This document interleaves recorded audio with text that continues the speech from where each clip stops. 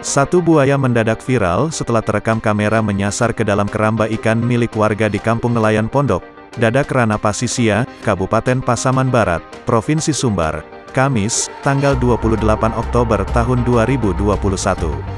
Kejadian tersebut menjadi viral di media sosial, medsos yakni Instagram melalui akun @infopasbar_ yang diposting pada Kamis lalu. Berdasarkan video viral, terlihat aksi buaya yang sedang melahap sejumlah ikan yang ada di dalam keramba tersebut.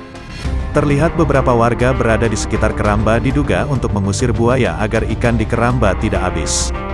Balai Konservasi Sumber Daya Alam, BKSDA, Sumatera Barat, Sumbar, menyebutkan buaya yang makan ikan di keramba warga akrab dengan masyarakat.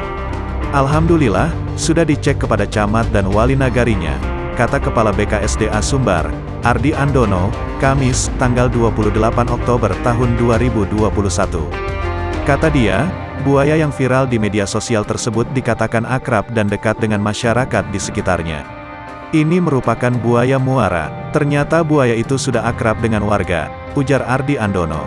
Ardi Andono menyebutkan kalau warga tidak ada yang merasa dirugikan saat buaya memakan ikan di keramba milik warga.